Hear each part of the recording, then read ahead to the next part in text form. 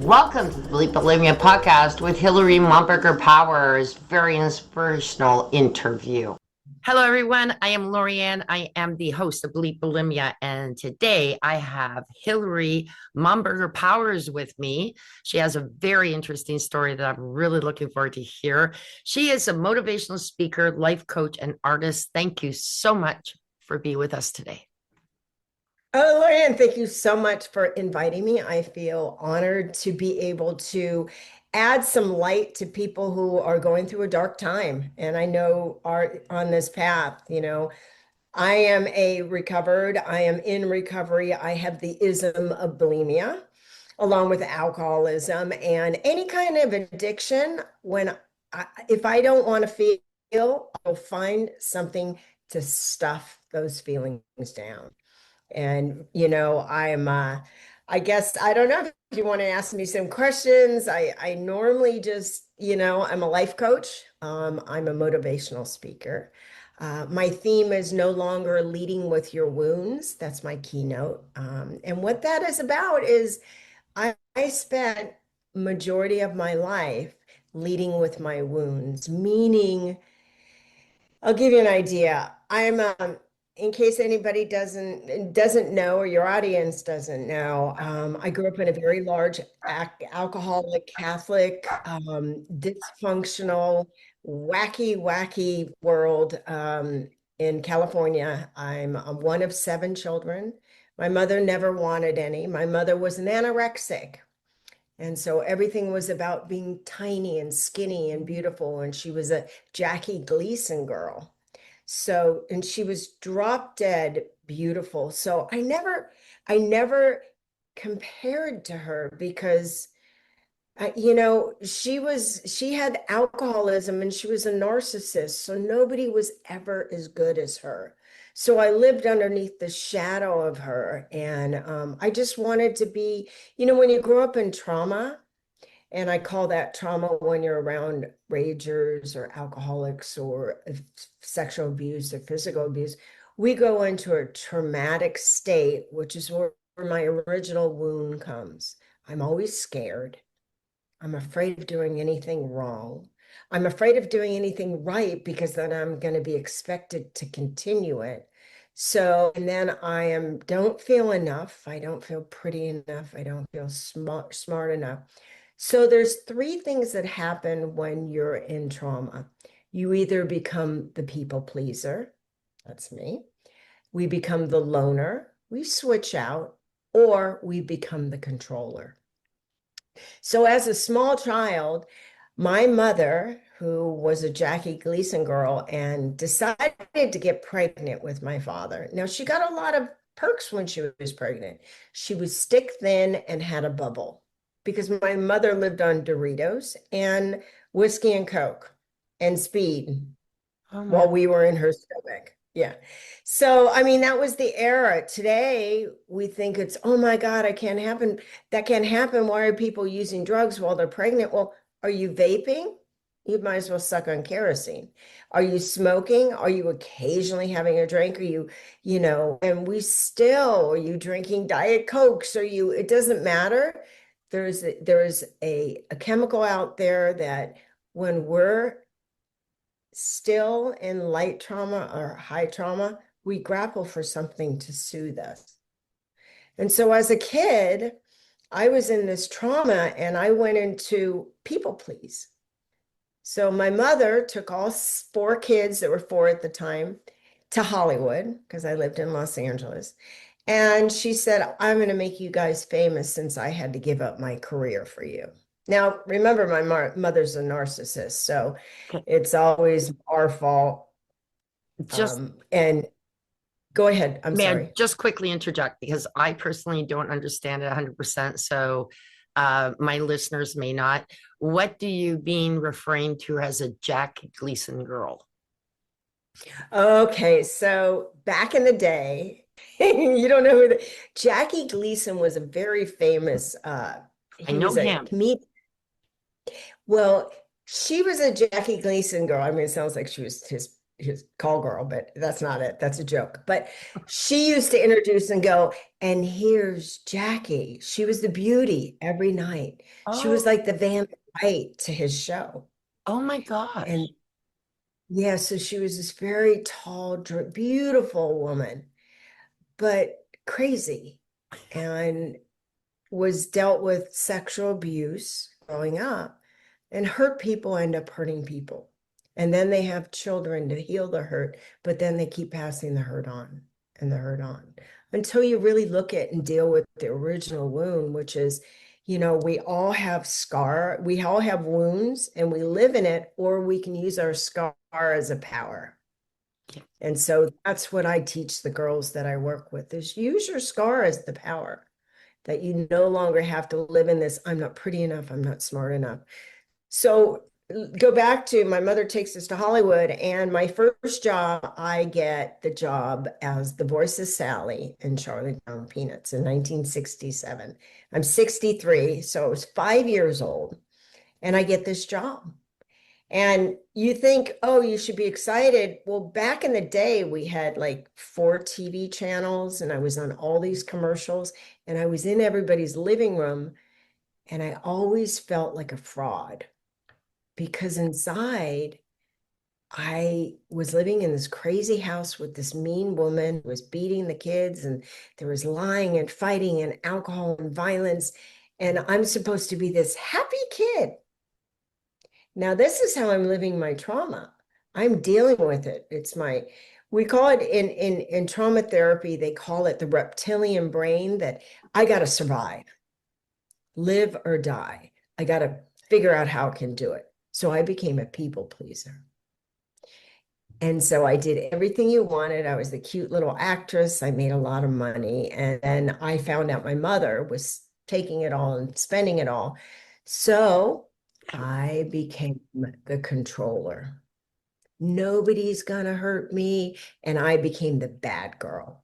I ended up running away from home and 13 and 14, with my finger in the air. And I was your typical California girl that was, unruling. And, that was about the time I found drugs and alcohol, and I found food. I was 16 years old, and I'll talk about my bulimia. I left my family because I was arrested for assault and battery and went to juvenile hall. And now I had nothing. I didn't have my tools, which was run away, freedom, screw you, drinking. And my whole world turned upside down. And now I felt bare and naked because I didn't have a family. I was living at a foster home. And I met a boy, and I wanted him to love me because I thought, you'll fix me. Because now I'm taking my fear and I'm thinking, if I people please you and you'll make me okay, I'll be safe with you. Because I didn't understand the word safe because I was so upside down all the time. I didn't feel pretty enough. My mother used to tell me, you're fat as butter. You'll never be as beautiful as me. You'll Oh never my be. gosh. Remember, hurt people hurt people. Now, here's the beauty, Lorianne. I don't hate my mother. I love my mother. She's passed. I am so grateful for everything she did to me because I help so many people because of my past becomes my pain became my pleasure, and my pleasure, has become it's pain become my passion. My passion is now my purpose. I want to help another human being. And if I can let you know that I've been through that pain, and I have placed myself in positions to be hurt over and over and over. So here I have this big old career that I say screw it at 14. And I'm living on the streets, and I find food. I'm living at this foster house, and I'm so scared. I realize how terrified I am. Food became my comfort. Yep. And I would stuff and stuff. and I gained like 20 pounds. And all I kept hearing is my mother's voice saying, "You're as fat as butter. No one loves you. You're not enough. You're not pretty enough." And I had to figure out a way to survive because I'm in trauma. So I go to a party, and this woman says to me, she's eating and eating and eating. We always have our stories, how our first drink, our first, whatever, fucking binge.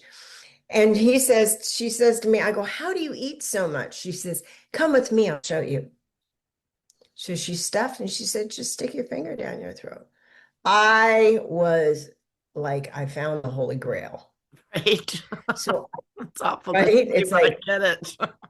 it's so sick. It's so sick. I'm so morbid. Yes. And it's a big secret. So I'm in control. Yep. I'm people pleasing. I'm pretending everything's fine. And I'm a loner. So I'm acting out my trauma. I'm a loner. I sneak off into the bathroom. I purge. I get rid of it. And then I feel my power back. I'm back in control. And then I'm people pleasing and I got to stuff again. It's That like is so nothing interesting. like Never heard that. That is bang on. so right on. So I'm sitting here and I'm like, I hate everybody. Stuff the feelings down. And then the rage is just me throwing it back up. I was so angry, Mm. but I got to be sweet and kind and thank you and okay. And then I run away from home again. So I'm acting these things out and I don't even know that I'm not living. I'm just in survival mode. I go from boy to boy. I literally had my addiction for almost 35 years, Wow. you know? Yeah, I would stop a while and then I'd go on a diet because I kept trying to control, manage, and direct my life. I didn't know that the key to living is surrendering your life. Because I thought if I surrendered this stuff and I go to a power greater than me, because I didn't believe anything more powerful than me because I was homeless at 15. You got to figure it out.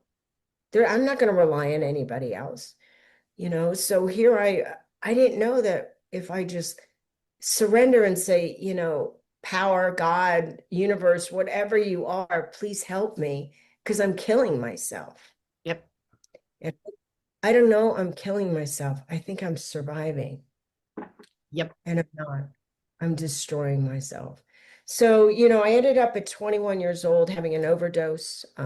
I write about it in my book that I'm getting published. It's called Peanuts to Percocet, Notes on a Hollywood Childhood. Hello.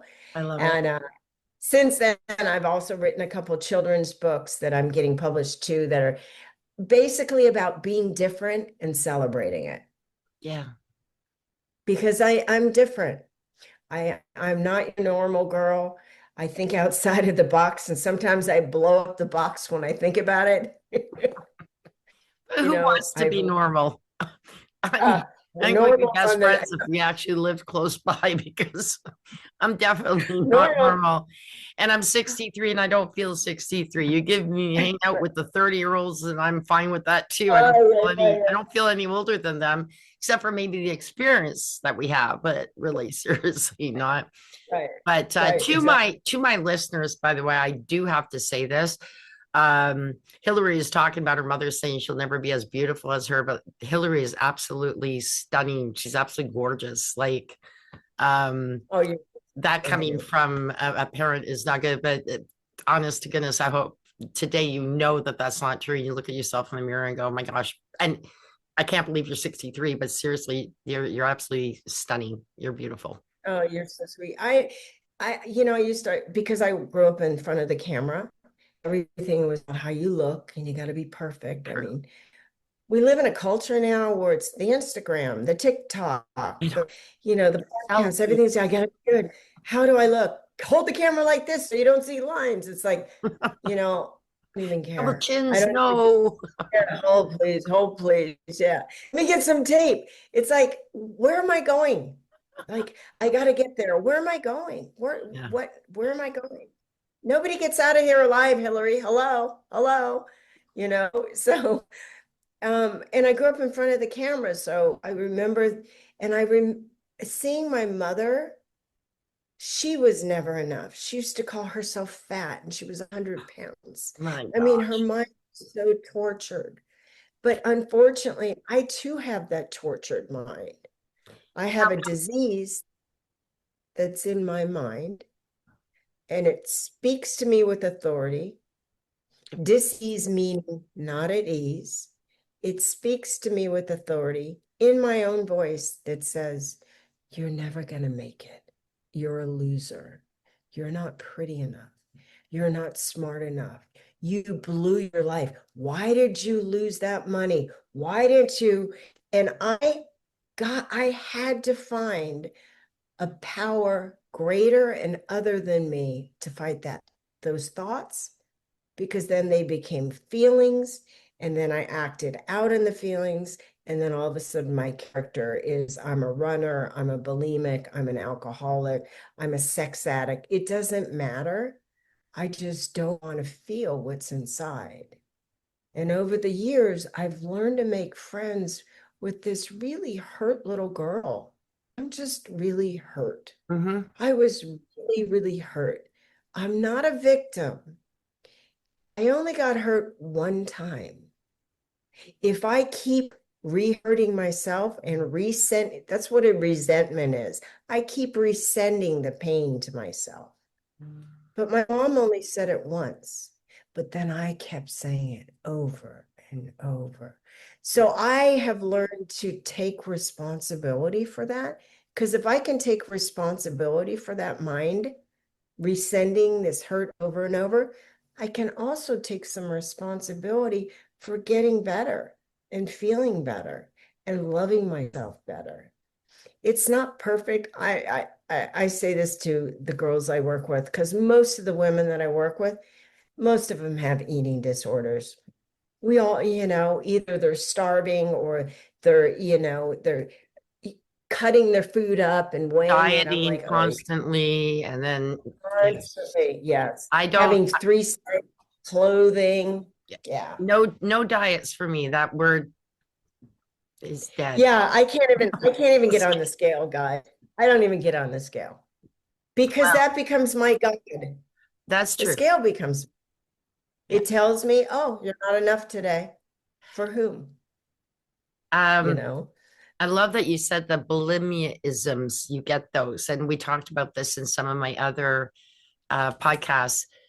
Uh, I am so incredibly aware. So I think my last real bulimiism came about 5 years ago when I was working with my sister and I was doing typing for her, and Mhm.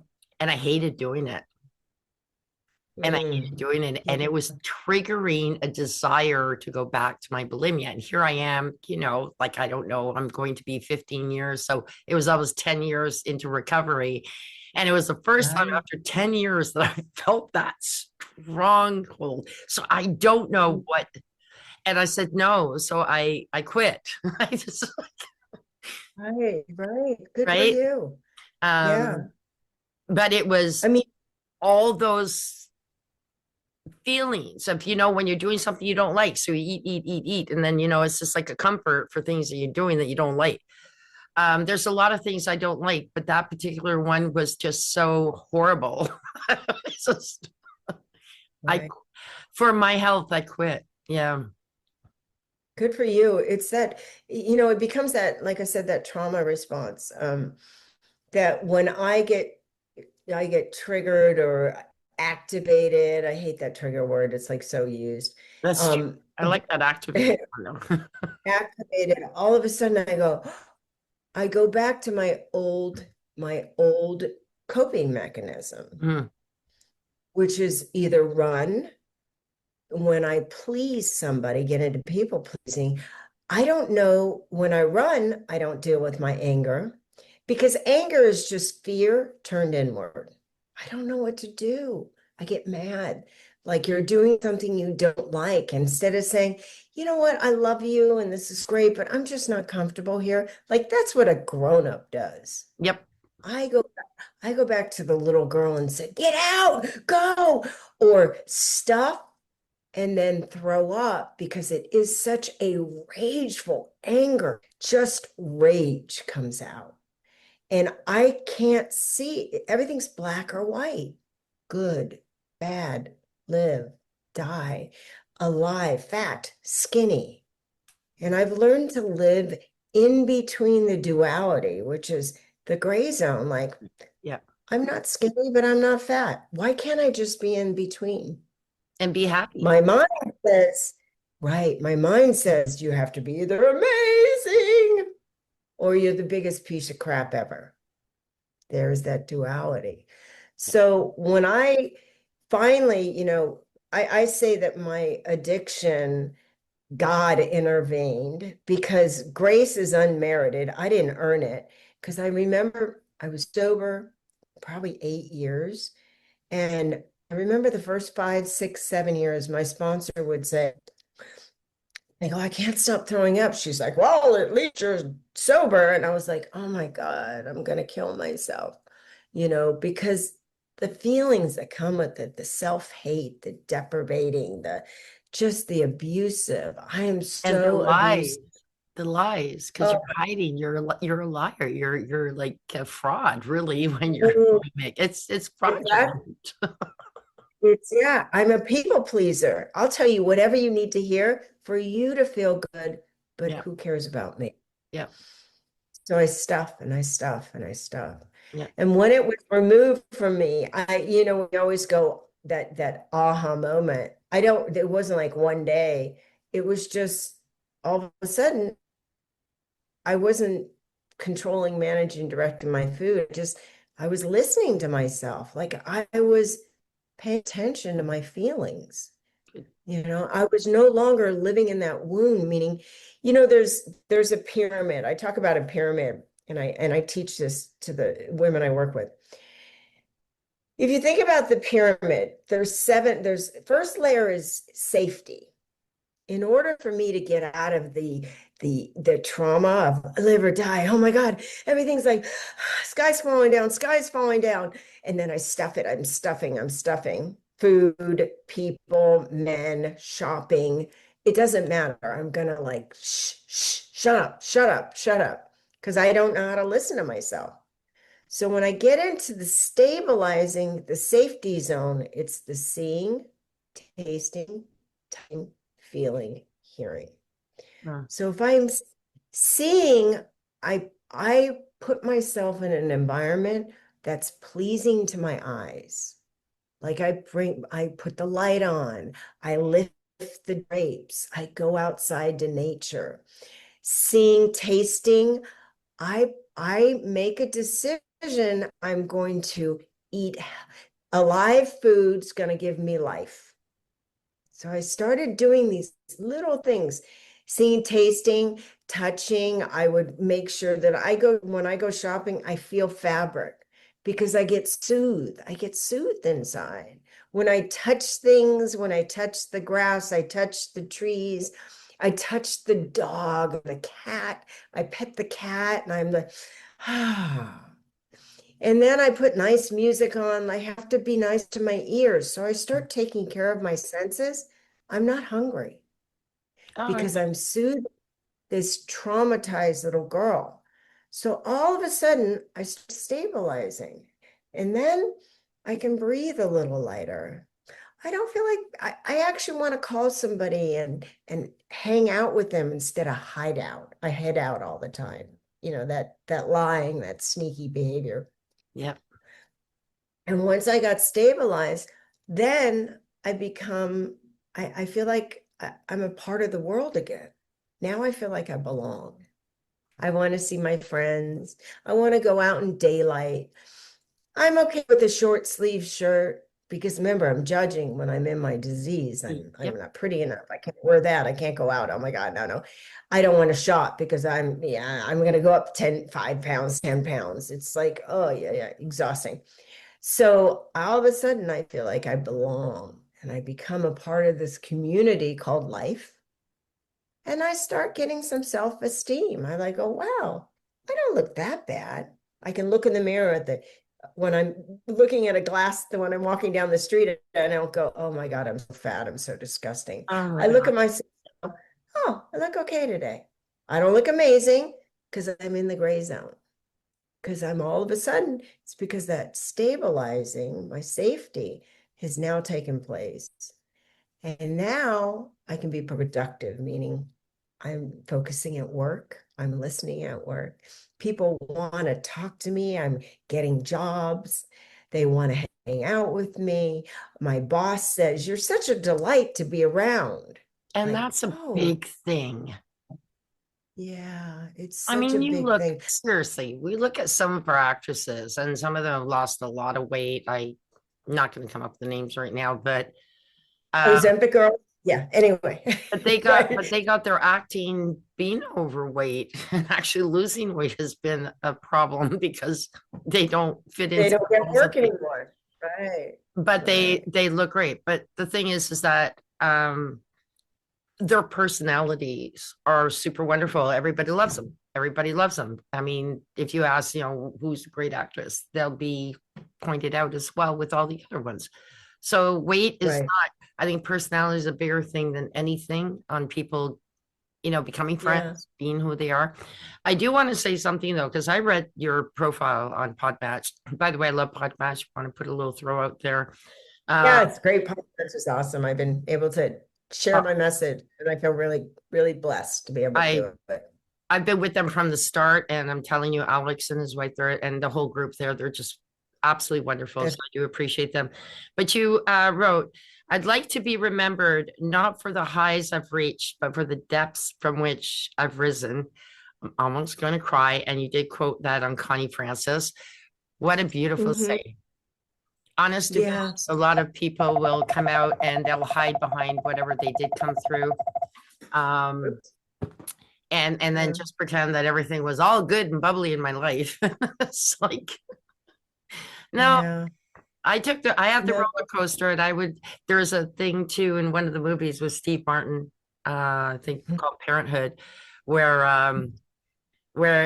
it's a roller coaster. Life is a roller coaster. You're gonna go up and you're gonna go down. Buckle up, Buttercup. Buckle up, Right. Buttercup. That's And enjoy the ride. And you were talking about the grace of God, faith and everything, or the universe or whoever. And whatever that's you believe in. Just I always encourage, it doesn't matter. You don't have to believe it. I've changed my beliefs so many times, right? right. At first it was like nature, oh, the group, my friends, him. How many times have we gone to you, my God, you my daddy? No, just kidding. But I've used so many things. It's as long as I always say, if I stay thirsty for spirituality, Yeah. or you're going to get thirsty for your pain, for your drink, for your food, you're going to go there. So I've learned to stay thirsty for God. I don't know God. I keep re-upping my faith, going, if I found him, I wouldn't look anymore. So every time I pray and I go, please help me, please help me take care of myself, whatever that looks like to you, God. Because taking care of myself some days means going to Sephora and spending $100. That's not taking care of myself. But learning how to just sleep. So if I take care of my senses, my five senses, I stabilize. And then all my choices from there, when I get to the belonging, the self-esteem, the productivity, then I can help another human being. But when I'm so into self and my broken, hurt, fractured ego, and I'm in that trauma, I can't, I'm leading with that. All my choices are based on I'm not pretty enough, smart enough, enough. I'm not enough. I'm a throwaway. I'm not lovable. And then everything I choose is going to reflect that. Yeah. So I don't have to lead with my wound anymore. My scar is, thank God I have that. My scar is helping you today. Yeah. My scar hopefully is going to help somebody else. I don't look in the mirror and go, I'm amazing. I look in the mirror and I think, you're a good woman. You've really, really, I'm proud of you for keep going. Not for over here, for staying in the middle. Yeah. Get in the herd. I'm in the herd of life. And I tell my younger self, because I do talk to her sometimes, go, hey, I know none of this Why? was what you expected, but we made it. And I do a lot of oopsie, Honey, Yeah, you're right. amazing. Oh, honey, oopsie. And I do soothing. I will self-soothe myself. Yeah. And I'll say stuff like, yeah, I know you're a little scared today, but we're gonna get through it, honey. Yeah. You know what? I didn't have that great parent. I get to reparent myself.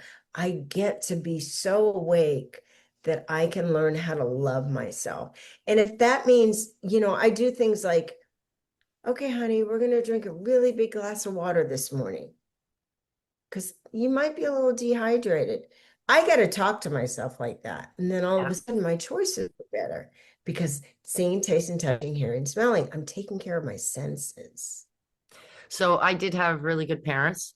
Um, I think more my influence was more from the external, like the magazines, the school and all of that stuff. Okay, so it wasn't my parents, although my mother kind of did mention about my being overweight at one time. Which I think was the straw that broke the camel's back. Let's put it this way. It was not her, but and it's how I took it and everything. But actually had a quick question. So actually two things.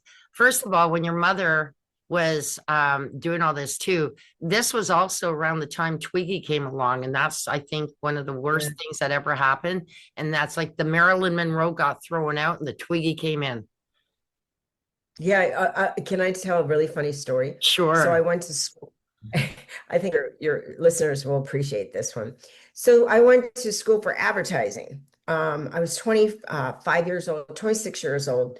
I went to school to be, I was an actress. I became an LVN because I wanted to save people and then worked at a weight control clinic. Oh, that was good.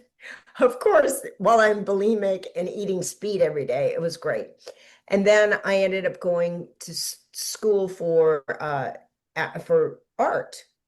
And while I was it was advertising art. And I asked them about advertising. And they said, well, advertising screwed up women because what happened is Sears and Roebuck's would give a little paper handout where they would sell their tools, their clothes, wheat, all their goods because they used to be like the Amazon back in the day. Yeah. You can get your tools, you can get your wheat and your hay and your clothes.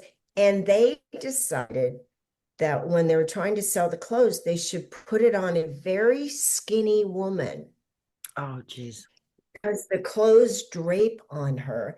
And then the women could see the fabric and the cuts and the waves in the fabric and the creases. So they put it on this very skinny woman. Now, the men would take these magazines and go out to the outhouse and they would read the magazines. And you know what men do when they're sitting in the bathroom? They end up, I'm going to say be rude for a second, masturbating in the bathroom.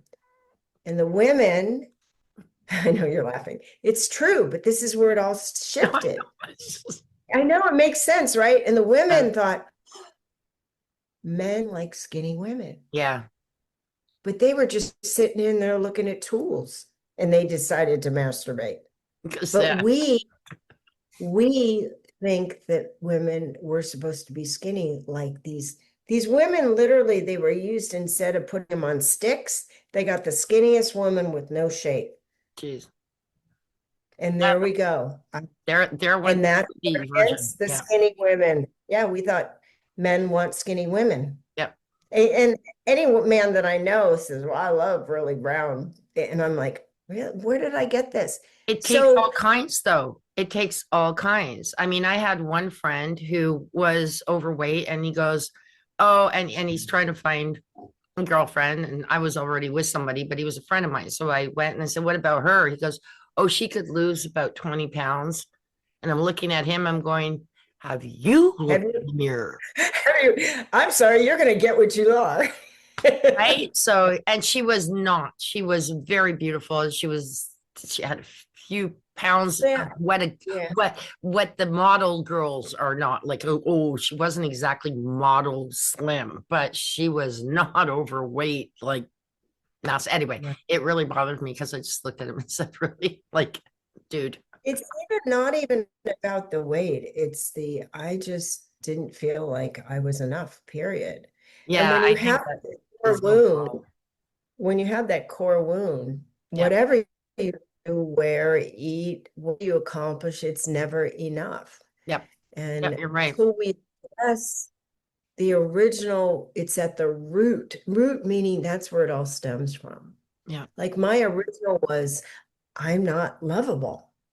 And so everything I picked would reflect my belief about myself. So I would wear clothes that I would show my body off, and then I would be looked at it and be used, and it would validate I'm not good enough, I'm not lovable. I would choose food that would make me throw up, and I would say, see, I'm not lovable, no one's going to love me. I would choose jobs that were either beneath me or too much. I wouldn't get it or I would lose it, and it would validate, see, you're not lovable, you're not good enough. And until I started addressing that original wound, like, who said I was not enough? Where did I get that thought? And I started giving it to this power I call God and said, God, can you please show me I'm enough? And then all of a sudden, people would come into my life and say, thank you, Hilary, you've helped me so much, or you're such a good friend, and then all of a sudden my life slowly but surely starts changing. I mean, there's no such thing as all of a sudden. That's a Disney lie. It is. Happy ever after. It is. Don't even go there. Yeah, I can only be happy right now, right now, right now. That's it. But little by little, which is my all of a suddens, I realized that I had a whole day of not vomiting. And it was like, wow. And then it got to be 2 days, and then months, and then years. And then all of a sudden, I'm like, I don't really hate myself today. And when I went through menopause. Sorry. Huh? Can I ask how many years you've been recovered now? 17, completely abstinent. Beautiful. But even if I went at 17 and I had it for 35 years. Wow. It was painful. And I'm talking, I would go a year and a half, but then I go in a binge, and it's like, where did that come from? Because I wasn't addressing my original wound. Like, if I don't feel good about myself, if I don't stabilize myself, I'm going to find a way to act out. May it be food, drinking, men, shopping, You'll find always alternatives. Yeah. doing things, keeping lists, starting jobs, quitting jobs, because I'm trying to fix my insides with my outsides. Yeah. And it's an inside job. It Not is. an outside. And the inside and the outside are all in one, really, overall, anyway. Because yeah, but I've had very beautiful here and very ugly on the inside. And yeah, I'd rather be average here and kind and near, because people become beautiful. People, honest to goodness, you can have somebody and you look at and you may not find them absolutely beautiful, but then by the end of your conversation with them, you go, oh my gosh, you're so beautiful. Because something comes out more than just what we're looking at in society looks, and they become more beautiful than someone who's walking down the street with, perfect makeup and perfect everything, and that are mean. Yeah, but that's literally outside. It's a package. It just, I mean, I got into OA, Overeaters Anonymous, 40 years ago. And I stayed abstinent and went out, stayed abstinent, and it's been a process. Yeah. Like, there's no perfection. And I've allowed myself not to be like, I can go up 5 pounds. And those are the times I go, I love you, Hilary. You're beautiful. You're great. It doesn't matter. I love you. And I've just made decisions based on, how are you feeling today? I feel puffy. Okay, well, let's take care of yourself. Like, I do that self-talking to a little girl, like, oh, honey, let's just drink a whole bunch of water today. I know it's scary. I know you want to eat popcorn at 11:30 at night, but how about tonight? Let's just have a glass of water. Like, I got to really self-soothe myself. Yeah. Because I have a disease. I have the ism in my mind. I'm a Cadillac. I'm never going to be a Porsche. Ever. Ever. So I got to learn how to take care of my Cadillac. I like that. It's just, I'm never going to. We think if I get abstinent, then I'm going to become No, babe, you're going to become the most amazing you possibly can be. The best you ever. Let's be the best version of you ever. And we can only do it one day at a time. Well, That's it. there we go. I am a Mazda and I'll never be a Maserati, but I can be a Maserati. You're going to be the great. You can paint your car, get new windows, oil change. You're A going to be the Maserati. So we would joke around about that. It's just they go, it's not a exactly. Maserati. No, but it's a Maserati. Works well for us. Yeah, It was exactly. lovely having you here. I really want you to send a message out to my listeners, though, where they could contact you. And the book, we're looking forward to that. It sounds like a really wonderful you're one. So awesome. please share with us. Well, you can contact me. I do pod match and I do key speaking and stuff. You can get me on book hilarypowers.live, and that will take you to my website, or hilarypowers.com is my website. And I'm on Instagram. I'm on LinkedIn also. So yeah, I mean, reach out to me. I have my book coming out. It's Peanuts to Percocet, Notes on a Hollywood Childhood, and Zach the Yak and Zach Fights Back. I have 2 other children's books. So I'm just all about creating and allowing myself to continuously grow. So if you're in a spot where you're feeling dark, it's okay, honey. We've all had dark times, but all you got to do is turn the light on. You do that by saying, help. Yes. That's when the switch turns on, by just saying, help, I need help. And there's a lot of us out there who are here to be there for you. So I thank you so much for being one of my guests and for sharing your story, because I think people out there who are still struggling, and even in the later years, because like I said, a lot of us that are midlife bulimia recovery people, we did start in our earlier years. We just had a harder time to get through it. But we did, and that's what we want. We want some positive stories. So thank you again so much, Hilary, for being here. Thank you for your story. It was an honor to meet you. That's very, very cool, because I grew up with the Peanuts. So awesome. Yay, go Peanuts. Charlie Brown. Love it. And keep in touch with me with the book. Let me know when it's coming out, but I will note on the notes here where to find you and everything else. So listeners, if you need to contact her, please do. It's below. I appreciate it. And God bless you guys. And you know what? It's all about just suiting up and showing up. It's not about getting there. It's just suiting up and showing up and seeing where you're taken. Beautiful. That's what. Thank you, Hilary. Take care. All right. Bye. Thank you for listening to this episode. Be sure to visit me at bleepbulimia.com.